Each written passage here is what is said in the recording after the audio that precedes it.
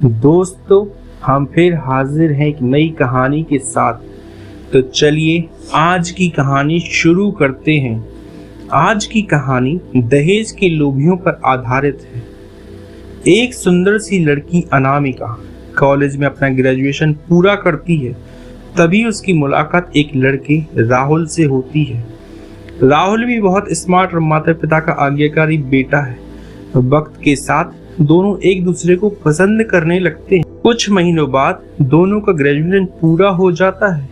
राहुल अपने शहर में जॉब करने लगता है और लड़की की भी एक अच्छी जॉब लग जाती है। दोनों ने निर्णय लिया कि अब माता पिता से शादी की बात करने का वक्त आ गया है। लेकिन परेशानी यह है कि दोनों की कास्ट यानी जातियां अलग अलग हैं। अनामिका ब्राह्मण है तो वहीं राहुल राजपूत है। राहुल के समाज में दहेज लेना बहुत जरूरी है, जो कि नगद में होता है। इसके अलावा भी कई तरह के गिफ्ट्स और गहने की भी मांग की जाती है। राहुल ने अनामिका से यह बात स्पष्ट की और कहा कि तुम अपने घर वालों को मनाओ। अगर तुम सभी मांगे पूरी करवाती हो तो मेरे माता पिता तुम्हें पलकों पर बिठाएंगे। अनामिका ने अपने माता पिता से यह बात कही। अनामिका के माता पिता को यह बात पसंद नहीं थी, पर अनामिका की जिद थी कि अगर मुझे दहेज दोगे तो ससुराल में मेरी इज्जत बढ़ेगी। वैसे तो अनामिका के माता पिता भी दहेज देने में सक्षम थे। बिना मांगे भी वे अनामिका को बहुत कुछ दे सकते थे, पर उन्हें इस तरह दहेज की मांग करने वाले लोग पसंद नहीं आ रहे थे। लेकिन माता पिता हर हाल में अनामिका की खुशी चाहते थे और उन्हें यह डर था कि कहीं उनकी बेटी ये ना सोचे कि अपनी बेटी को कुछ देना ही नहीं चाहते। इसलिए उन्होंने बेटी की सभी शर्तें मान ली। रिश्ता तय हुआ और तय शर्तों के मुताबिक शादी हुई। शादी में राहुल को एक बड़ी वाली कार, एक flat, sofa, furniture, TV, washing machine, fridge इत्यादि के साथ साथ 50 लाख रुपए नगद भी दिए गए तथा साथ ही साथ अनामिका को ढेर सारे गहने भी दिए गए और सभी रिश्तेदारों को गिफ्ट्स और कपड़े भी दिए। कुल मिलाकर शादी बड़ी धूमधाम से की गई, कहीं कोई कमी नहीं छोड़ी गई। अनामिका को मन ही मन यह गुमान था कि कास्ट अलग अलग होने के बावजूद माता पिता ने उसकी शादी ससुराल के हिसाब से की है। साथ ही उसे ये भी विश्वास था कि ससुराल में उसे बेटी बनाकर रखा जाएगा। उसे वही प्यार और सम्मान दिया जाएगा जो उसके माता पिता ने दिया, क्योंकि उसने दहेज की शर्तों के मुताबिक शादी करके अपनी ससुराल का मान रखा है। अनामिका ने अपने घर से ससुराल विदा ली। ब्राह्मण कन्या अब राजपूत घर की बहू बनी।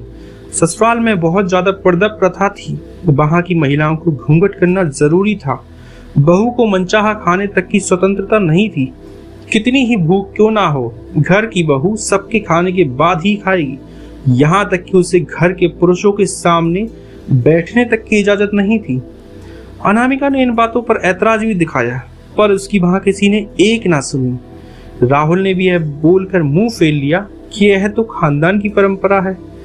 अनामिका को अपने रिश्ते को लेकर जो गुमान था, अब वो धरा का धरा रह गया। उसे अब अपने माता पिता द्वारा कही गई एक एक बात याद आ रही थी, क्योंकि जब उन्होंने समझाया था तो वह उनसे बहुत लड़ी थी। उसने ससुराल में बात करने का फैसला किया। अनामिका ने अपने सास, ससुर और पति से बात की, लेकिन उन्होंने उसकी बात नहीं सुनी। उल्टा उसे बहुत बेरहमी से मारा पीटा गया। दोस्तों, मैं आपको यहाँ रोकना चाहूंगा। देखिए, आप लोग मेरी कहानी तो देखते हो पर चैनल सब्सक्राइब नहीं करते। अगर आप लोग थोड़ा थोड़ा सपोर्ट करेंगे तो मेरा चैनल आगे बढ़ेगा। दोस्तों, आप लोग बुरा मत मानना, पर गंदे चैनल लोग जल्दी सब्सक्राइब कर लेते हैं और अच्छे चैनल सब्सक्राइब करने की हिम्मत नहीं जुटा पाते। उसकी बात नहीं सुनी, उल्टा उसे बहुत बेरहमी से मारा पीटा गया। अनामिका ने अपने साथ कभी ऐसा व्यवहार नहीं देखा था, क्योंकि वह फूलों में पली हुई लड़की थी और आज उसे इस तरह की मार से गुजरना पड़ा। उसे अपने साथ लाए हुए जिस दहेज पर घमंड था, वह अब चूर चूर हो गया। अनामिका को अब अपने माता पिता से बात करने में भी शर्म महसूस हो रही थी और इसी कश्मकश में एक दिन अनामिका ने अपने आप को आग के हवाले कर खत्म कर लिया। माता पिता को जब यह घटना पता चली तो उन्हें अपनी गलती का एहसास हुआ कि अगर वक्त रहते समझा होता तो आज बेटी साथ होती। दोस्तों, जो लोग दहेज लेकर बेटे की शादी करते हैं उनकी सोच हर तरह से छोटी होती है। जो अपने बेटे को नीलाम कर सकते हैं वो किसी और की बेटी को कैसे अपनी बेटी बना सकते हैं। दहेज कभी खुशियों की चाबी नहीं बन सकता। यह बात सभी को समझनी होगी। आज इस दहेज प्रथा की कहानी में आपने पढ़ा होगा कि माता पिता ही नहीं, लड़की की सोच भी दहेज को सपोर्ट कर रही थी। कई बार लड़कियों को दहेज का गुमान हो जाता है, घमंड हो जाता है, पर जो लोग लोभी होते हैं वो कभी अच्छे नहीं हो सकते। यह बात सबको समझनी होगी। कहानियां जीवन में बहुत मायने रखती है, लेकिन कई बार बड़ी से बड़ी डिग्री भी ज्ञान नहीं देती और एक छोटी सी कहानी जीवन बदल देती है। ऐसी ही शिक्षाप्रद कहानियों को आधार बनाकर अपने बच्चों को जीवन का सच्चा ज्ञान दें। तो दोस्तों, हमारी ऐसी ही अच्छी और इंटरेस्टिंग कहानियां देखने के लिए सब्सक्राइब कीजिए हमारा चैनल, और मुझे आशा ही नहीं पूर्ण विश्वास भी है कि आप मेरे चैनल सब्सक्राइब जरूर करेंगे। आपका बहुत बहुत शुक्रिया।